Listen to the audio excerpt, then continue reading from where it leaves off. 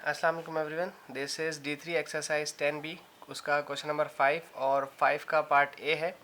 ये एक शेप दी है और ये शेडेड रीजन है ऑब्वियसली, मतलब दोनों ही शेडेड है, उसमें एक डिफरेंट कलर है एक डिफरेंट कलर है। माइनर और मेजर की बात होगी इसमें, माइनर ये छोटा है ये बड़ा है तो मेजर हो गया।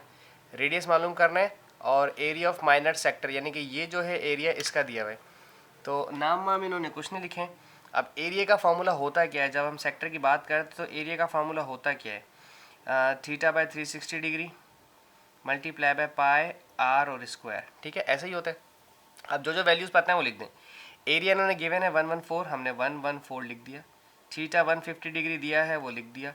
360 डिग्री मल्टीप्लाई बाय पाई और रेडियस का स्क्वायर। ट्रांसपोजिशन करनी है और कुछ नहीं करना, ठीक है। 114 को मल्टीप्लाई कराएं 360 डिग्री से, चूँकि यहाँ ये डिवाइड कर रहा था वहाँ जाकर करेगा मल्टीप्लाई, और ये दोनों मल्टीप्लाई करवा रहे हैं तो वहाँ जाकर करेंगे डिवाइड, और बाद में उसके बाद जो वैल्यू आएगी उस आंसर का टोटल का आपने निकालना है radius.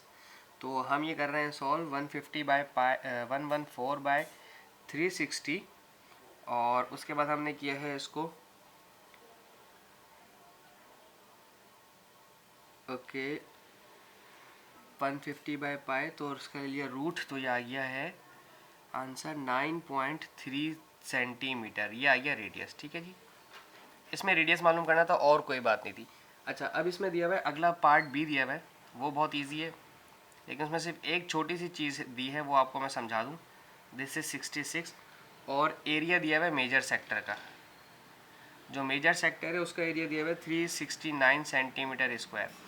Area of major sector दिया हुआ है, तो कोई मसला नहीं है। हमारे पास फार्मूला क्या है एरिया का, आपने मेजर हो या माइनर हो उसका कोई फ़र्क नहीं पड़ता।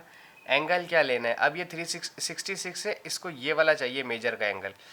अब आपने 360 में से 66 माइनस करना है, 360 माइनस 66 जो भी आएगा वो यहाँ पर लिखा जाएगा, और ये बनेगा हमारा समथिंग 49 बन रहा है, नहीं 36 में से 4 गया तो एक सेकेंड हम बता देते हैं, वेट अ मिनट, ईजी है। दिस इज इट 360 माइनस 66, तो ये बना है 294। ठीक है, 294 लिखा जाएगा, यहाँ पे हम लिख देते हैं 294 डिवाइडेड बाय 360 मल्टीप्लाई बाय पाई और मल्टीप्लाई बाय आर स्क्वायर। ये वाला रेडियस हरगिज़ मत लीजिएगा, ये एक अलग पार्ट है और एक अलग पार्ट है, और इसका एरिया 369 इन्होंने दिया हुआ है, दिस इज़ 369। ठीक है, अब 369 को मल्टीप्लाई कराएंगे 360 से, और यहाँ पर 294 को डिवाइड और फिर पाई से डिवाइड करवा कर रेडियस का स्क्वायर लेंगे।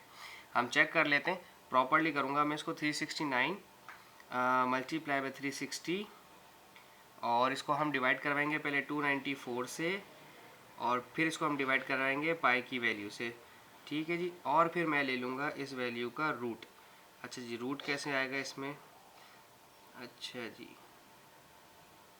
ओके, फिर इसका रूट दबाया तो ये आ रहा है, एक सेकेंड, वैल्यू आ रही थी रूट की 12 समथिंग। ठीक है जी, दिस इज़ 12 सेंटीमीटर इसका रेडियस आया है कैलकुलेटर से निकालने के बाद। तो ये बहुत इजी सवाल था क्वेश्चन नंबर 3 का।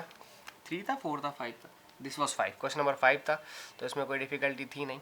आई होप आपकी मैं मदद कर पाया इसमें। Thank you so much, thank you for watching my channel. अल्लाह हाफिज़।